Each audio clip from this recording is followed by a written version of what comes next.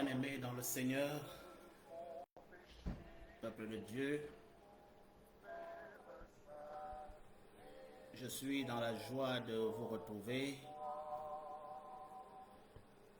à cette heure tardive de la nuit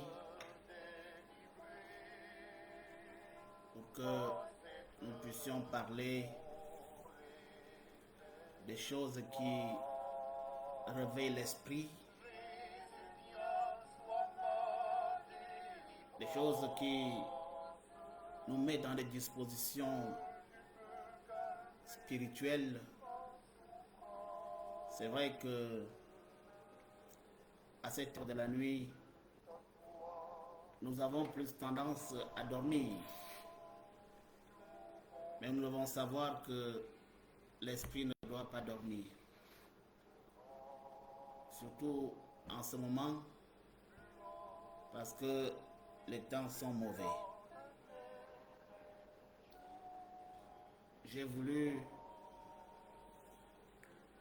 nous rassembler ce soir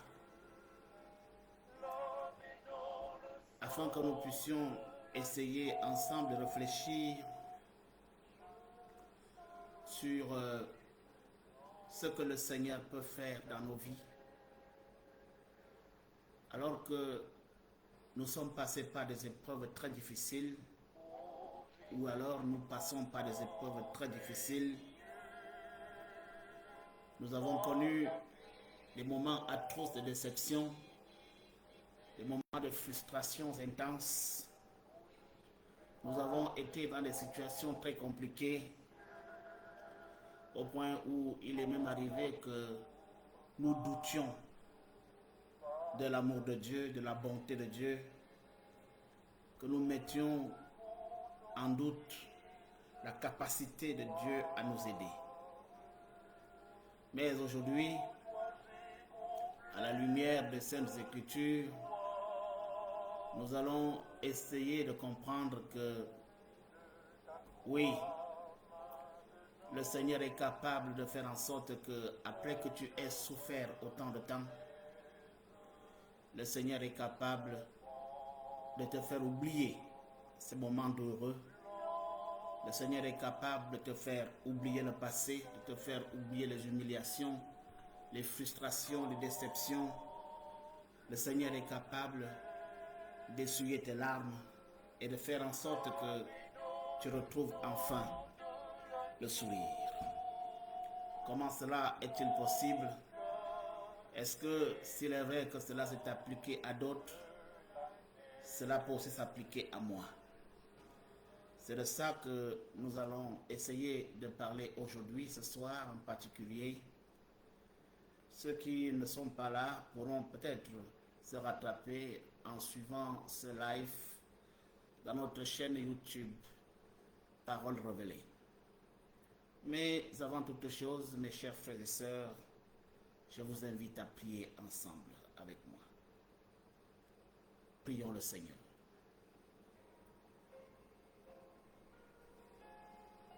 Éternel, notre Dieu, notre Père, tu as dit que ton peuple meurt faute de connaissance. Mais parce que nous ne voulons pas mourir, Seigneur, alors nous cherchons la connaissance. À cette heure tardive de la nuit, les autres dorment. Mais nous, nous sommes éveillés parce que nous cherchons ta face.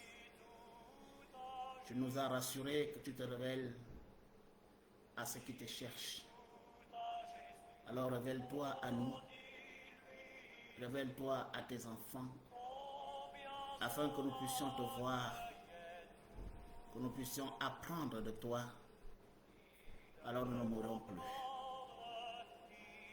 Béni sois-tu, Seigneur, parce que tu exauces cette prière que nous t'élevons au nom de Jésus-Christ, notre Seigneur et Sauveur. Amen. Bien-aimés dans le Seigneur, peuple de Dieu, je voudrais vous inviter à lire avec moi dans le livre de la Genèse, Genèse au chapitre 41, du verset 51 au verset 52. Genèse 41, du verset 51 au verset 52. Voici ce qui est écrit. Joseph donna au premier-né le nom de Manassé, car il dit, Dieu m'a fait oublier toutes mes peines et toute la maison de mon père. Et il donna au second le nom d'Éphraïm, car, dit-il, Dieu m'a rendu fécond dans le pays de mon affliction. Parole du Seigneur. Bien-aimés, peuple de Dieu, mes chers frères et sœurs, Joseph, que nous connaissons tous, était le fils de Jacob. Et même les plus petits enfants connaissent l'histoire de Joseph. Joseph a connu beaucoup de souffrances depuis sa tendre enfance jusqu'au moment où il a été vendu par ses frères aux marchands qui allaient en Égypte. Il est donc devenu esclave et tout le monde le sait. Même les petits-enfants de ma chapelle de Toulouse connaissent l'histoire de Joseph. Si vous posez la question à Paula Angélie, ou à Ruth, ou à Silas, ou à tous les petits-enfants de la chapelle de Toulouse, ils vous raconteront l'histoire de Joseph. Joseph a été vendu par ses frères, mais avant cela, il a été malmené, même dans la maison de son père. Ce qui lui a valu beaucoup de haine, beaucoup d'animosité de la part de ses frères. Il a donc été vendu en Égypte et vous connaissez ce qu'il a subi là-bas. Il s'est retrouvé en prison, accusé faussement pour ce qu'il n'a pas fait. Joseph s'est retrouvé emprisonné. Mais malgré ces épreuves, Joseph n'a jamais perdu confiance à son Dieu. Malgré les difficultés que ce monsieur a rencontrées, et ces difficultés sont nombreuses, malgré les frustrations, malgré les déceptions, Joseph n'a jamais abandonné son Dieu. Il est resté fidèle, même à des moments les plus compliqués, à des moments les plus complexes. Et c'est parce qu'il est resté fidèle à Dieu, c'est parce qu'il est resté constant que le Seigneur l'a élevé. Il est resté constant et le Seigneur lui a donné une position privilégiée, une position d'influence en Égypte. Mes chers amis, peuple de Dieu, lorsque Joseph, désormais gouverneur en Égypte, se marie, il fait un premier enfant. Il donne donc à cet enfant un nom particulier, Manassé. Manassé signifie tout simplement Dieu m'a fait oublier mes souffrances d'hier. Dieu m'a fait oublier ma misère. Dieu m'a fait oublier les tortures. Dieu m'a fait oublier les moqueries. Là où on m'a couvert d'opprobre, Dieu a essuyé mes larmes. Manassé. Mes chers amis, peuple de Dieu, oui. Si Dieu a été capable de faire en sorte que Joseph oublie son passé, il est aussi évident que le même Dieu est capable de faire en sorte que toi aussi, tu oublies ton passé, que tu oublies tes souffrances, que tu oublies tes humiliations, que tu oublies les frustrations que tu as connues autrefois. Bien-aimés dans le Seigneur, beaucoup d'entre nous, nous sommes passés par des épreuves très difficiles. J'ai rencontré des personnes qui sont venues me voir, qui me racontaient les péripéties par lesquelles ils sont passés pour arriver ici en Europe. Ils ont traversé des déserts, ils ont passé des nuits à la belle étoile, ils ont marché des dizaines et des dizaines de kilomètres à pied, ils ont traversé la mer sur bateau, ils ont pris des risques énormes pour arriver là où nous sommes ici en Europe. Beaucoup d'entre nous ont connu des situations très très compliquées qui font que quand vous voyez quelqu'un qui est assis quelque part en train de boire sa bière, vous ne savez pas par quoi il est passé. Mes chers frères et sœurs, oui, le Seigneur a fait en sorte que Joseph oublie le passé et il s'est concentré sur le présent et sur l'avenir. Parce que Dieu lui a tout donné. Mes chers frères et sœurs bien-aimés, le Seigneur peut tout aussi bien qu'il l'a fait à Joseph te soulager aujourd'hui et maintenant. Il peut te faire des choses que tu n'attends pas. Il peut transformer ta vie. Il y en a qui ne dorment pas la nuit, qui passent le temps à pleurer à cause des coups de la vie, à cause des déceptions. Ils ne dorment pas. Mais le Seigneur est capable de faire en sorte que ces déceptions que tu vis soient oubliées. Il est capable de faire en sorte que ces souffrances par lesquelles tu traverses soient oubliées. Le Seigneur est capable d'effacer l'ardoise et te donner une nouvelle opportunité, te donner une nouvelle vie. Le Seigneur en est capable. Pour cela, il faudrait peut-être que tu suives l'exemple de Joseph. Il faudrait peut-être que tu restes accroché à Dieu. Malheureusement, bien souvent, lorsque nous sommes dans l'affliction, lorsque nous sommes éprouvés, c'est notre foi qui prend un coup. Nous nous décourageons et nous avons tendance à abandonner Dieu. Nous avons tendance à tourner le dos à Dieu. Nous avons tendance à chercher des solutions ailleurs. C'est comme ça que nous tombons sur la facilité.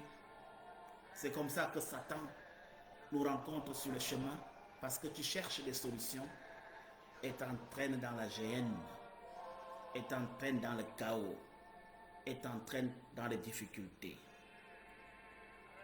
Mes chers amis, peuple de Dieu, Joseph nous donne une leçon à laquelle chacun d'entre nous devrait s'atteler à appliquer.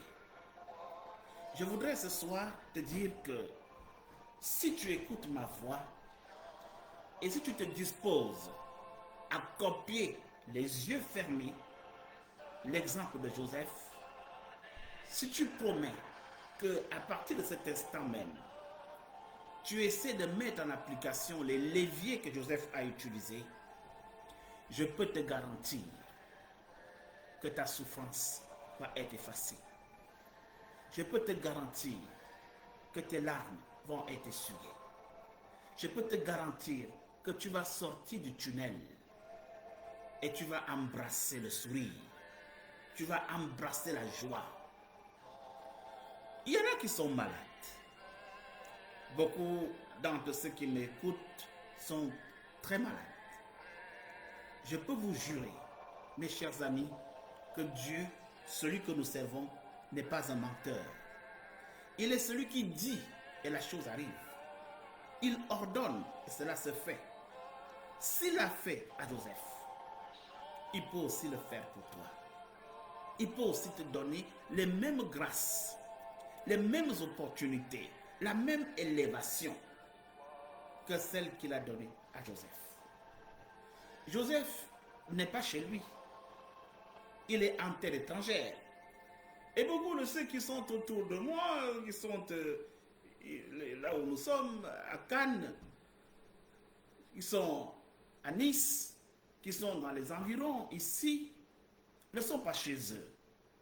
C'est à vous que je m'adresse. Vous qui passez la nuit sous les ponts, vous qui croupissez sous le froid, oh, heureusement que nous sommes en été, qui passez la nuit sous le soleil, sous la chaleur. Oui, le Seigneur est disposé à vous donner la possibilité de retrouver le salut, de retrouver la joie, de retrouver l'élévation. Vous pouvez, si vous restez fidèle à Dieu, vous aussi, comme ça a été le cas pour Joseph, vous retrouvez gouverneur, administrateur, grand médecin, magistrat, ici, à l'étranger. Vous êtes sans papier et vous ne savez plus à quel sein vous vouer. Vous cherchez des issues, vous ne trouvez pas. Le Seigneur est là. N'abandonnez pas la voie du Seigneur comme vous semblez le faire aujourd'hui. N'abandonnez pas Dieu comme vous semblez le faire aujourd'hui. Vous n'avez plus le temps de venir à l'église. Vous n'avez plus le temps de prier. Vous cherchez des solutions faciles. Mais je voudrais vous rassurer qu'il n'en existe pas. La seule solution facile qui vaille la peine, c'est celle qui vient de Dieu. Je voudrais donc vous donner aujourd'hui quelques conseils pratiques qui vont vous permettre, à n'en point douter, de sortir de l'impasse.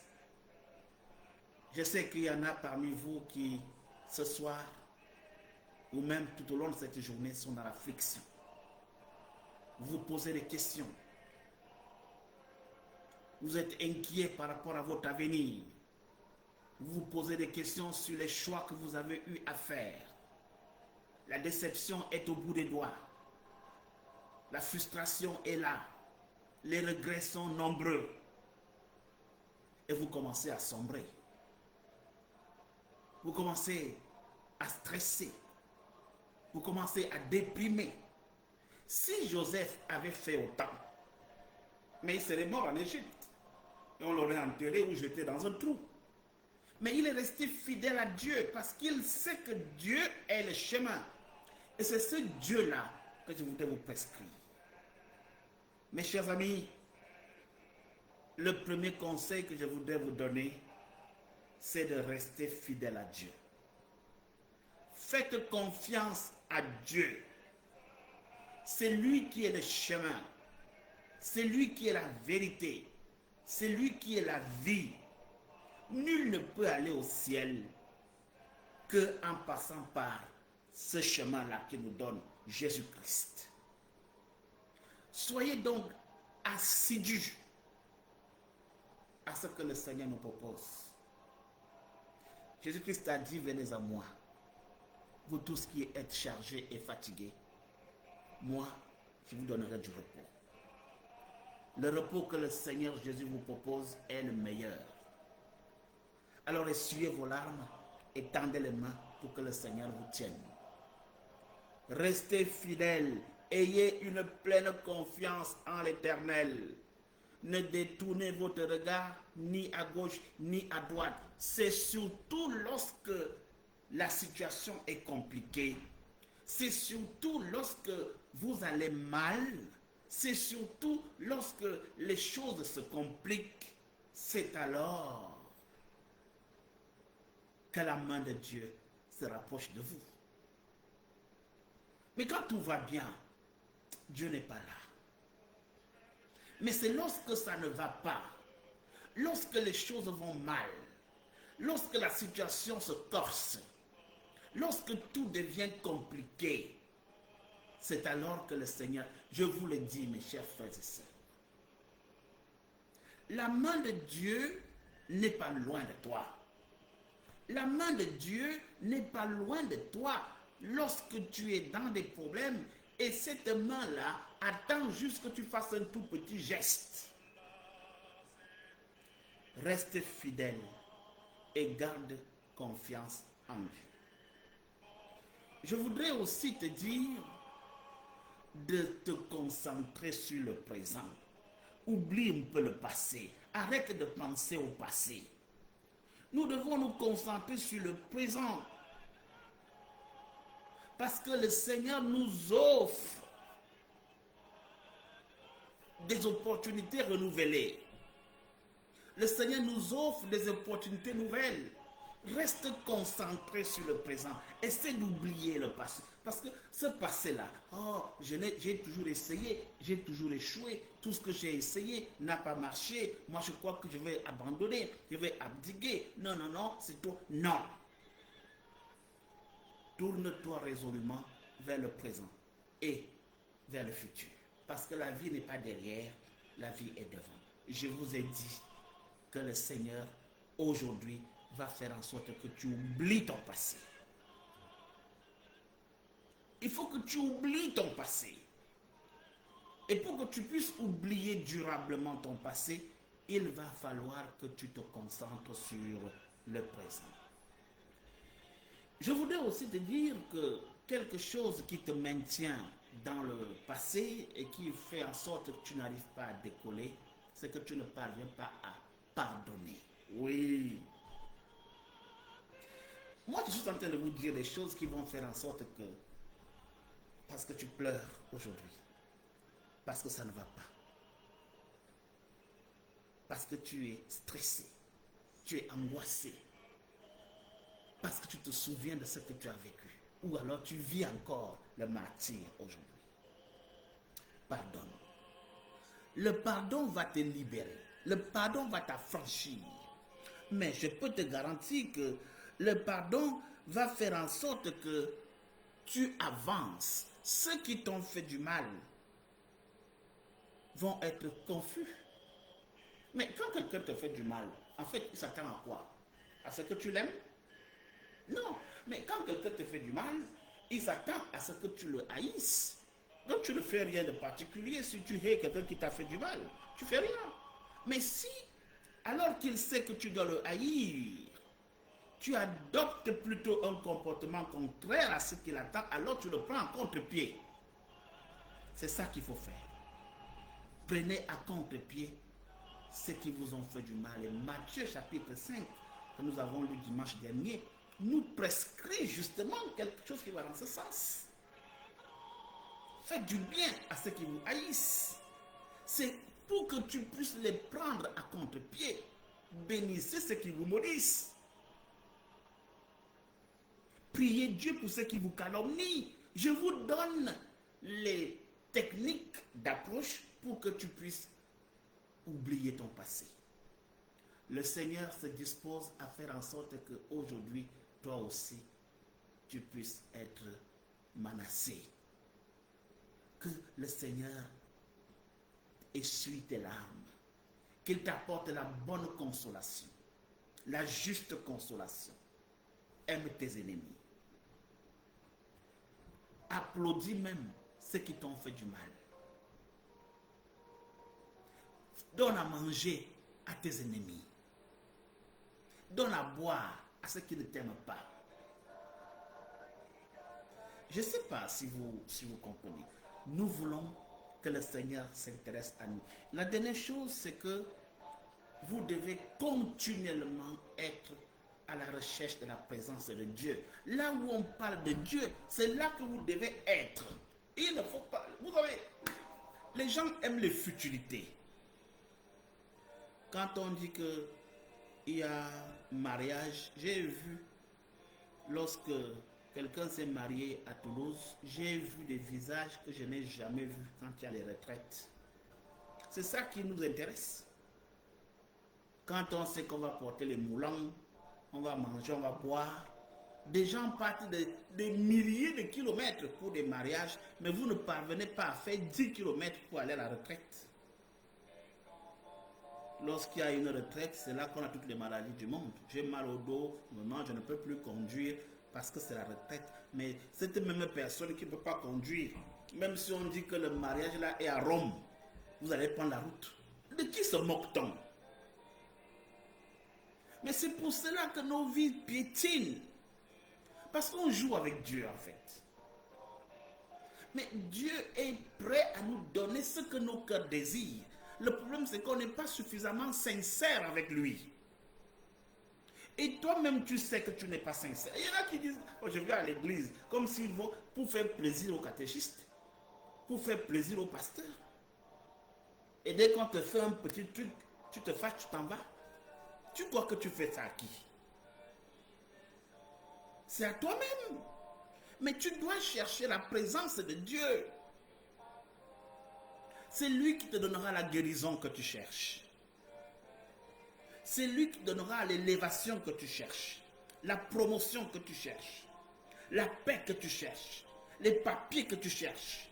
Le mari que tu cherches. La femme que tu cherches. C'est Dieu qui te donnera. C'est Dieu qui te le donnera. Cherche donc sa présence. Bien-aimés dans le Seigneur, peuple de Dieu, le Seigneur est capable de nous faire oublier toutes ces choses, toutes ces souffrances, toutes ces déceptions. Il est capable de nous donner un nouveau départ. Il est capable de donner un nouveau départ. Il est capable de renouveler toutes choses en toi, afin que toutes choses deviennent nouvelles. Oui, le Seigneur est capable. Mais tu sais maintenant ce qu'il faut faire. Tu dois laisser que le Seigneur guide ta vie. Tu dois laisser que le Seigneur prenne le contrôle de ta vie. Tu dois laisser que le Seigneur donne un sens à ta vie. Il est temps de choisir de pardonner. Il est temps de choisir de lui faire confiance. Il est temps de fermer les yeux sur le passé. Ne plus regarder sur le rétroviseur de ta vie, mais te concentrer sur le présent et sur l'avenir. Mes chers frères et sœurs, je ne vais pas vous maintenir là plus longtemps. Je vous donne 3 leviers pour que toi aussi tu puisses jubiler comme Joseph et dire: le Seigneur m'a fait oublier toutes mes souffrances. La première chose, prenez un moment pour réfléchir à vos déceptions et à vos souffrances. Prends le temps de réfléchir à tout ce par quoi tu es passé. Prends le temps. Je sais que vous avez beaucoup souffert et vous souffrez encore. Calme-toi. Prends le temps. Revise tout ce par quoi tu es passé. Prends le temps. Pense à ces moments difficiles, à ces épreuves, à ces déceptions, à ces outrages par lesquels tu es passé. Souviens-toi de ces moments-là. Et maintenant que tu as réussi à faire un recensement, demande à Dieu de t'aider à oublier. Demande à Dieu de t'aider à tourner la page. Demande à Dieu de t'aider à te donner un nouveau départ, afin que les choses anciennes restent et que dès ce soir, toutes choses deviennent nouvelles. Que toutes choses deviennent nouvelles. La troisième chose que je te recommande de faire, choisis à partir de ce matin. Nous sommes à partir de ce matin, de pardonner à tous ceux qui t'ont offensé. Je vous donne la posologie, je vous donne le chemin qui vous donne la guérison. Le chemin qui vous donne ce que vos cœurs désirent. Faites ce que je vous dis. J'ai dit, prenez le temps de revivre toutes vos souffrances, tous les problèmes que vous avez connus. Prends le temps de repenser à tout ce qui t'a fait mal, tout ce qui t'a détruit, tout ce qui te hante l'esprit. Ça, c'est la première chose. La deuxième chose, demande à Dieu de te faire oublier ces choses, de te faire oublier, afin que toi aussi, comme Joseph, tu puisses dire comme Manassé, Manassé qui signifie Dieu m'a fait oublier toutes mes souffrances. Demande-lui, demande à Dieu. Et la troisième chose, c'est que essaie de pardonner à tous ceux qui t'ont offensé de quelque manière que ce soit. Voilà, mes chers frères et sœurs, les petits conseils que je voudrais vous donner dans le cadre de cette soirée d'exhortation pour que le Seigneur efface ton passé, que le Seigneur te fasse oublier les moments difficiles que tu as traversés et qui te donne la grandeur, qui te donne l'élévation, qui te donne le sourire, qui te donne la joie, qui te donne la paix. Tu sais maintenant ce qui a lieu de faire. Je vous invite à prier avec moi. Prions ensemble. Éternel, notre Dieu, notre Père, Dieu de toute grâce, de toute miséricorde, nous venons devant toi ce matin avec humilité et avec reconnaissance. C'est toi qui es Dieu et nous savons que tu nous aimes. C'est toi qui es capable aussi de nous restaurer, de donner un nouveau sens à nos vies. C'est toi qui es capable de nous donner un nouveau départ. Seigneur, nous te prions pour ceux qui ont connu des déceptions. Nous prions pour ceux qui sont passés par des souffrances atroces, ou même ceux qui le vivent encore aujourd'hui. Nous te prions pour ceux qui ont été blessés par les autres. Nous te prions pour ceux qui ont été trahis. Nous te prions, Seigneur Dieu, pour ceux qui aujourd'hui ont perdu espoir. Dieu Tout-Puissant, nous voulons te demander de nous toucher, nous tous, de ton toucher divin, que tu nous touches de ta grâce, que tu nous touches, Seigneur Dieu, de ton onction, afin que tu donnes à chacun de nous, à chacun de tes enfants, un nouveau départ. Fais en sorte que nous oublions tous ces déceptions, que nous oublions tous ces souffrances. Seigneur, remplis-nous de ta paix, remplis-nous de ta joie. Père au cœur très bon, nous te prions également pour nous-mêmes. Aide-nous à faire confiance en ta bonté. Aide-nous à faire confiance en ta fidélité. Et surtout, Seigneur Dieu, donne-nous la force de pardonner à ceux qui nous ont offensés et d'oublier ceux qui nous ont fait du mal. Seigneur, fais en sorte que ton amour foisonne en nous et que cet amour nous guérisse. Père, nous voulons te louer, nous voulons te glorifier pour ta puissance et sous ta miséricorde. Tu es le Dieu qui restaure. Oui, Seigneur Dieu, tu es le Dieu qui donne un nouveau départ. Seigneur, reste avec nous, veille sur nous, garde-nous, au nom de Jésus-Christ, notre Seigneur et Sauveur, nous t'avons prié. Amen. Bien-aimés dans le Seigneur, peuple de Dieu, il ne me reste plus qu'à vous souhaiter une bonne journée. Il ne me reste plus qu'à vous souhaiter de passer des bons moments dans la présence du Seigneur. N'oubliez pas toutes les recommandations que je vous ai données.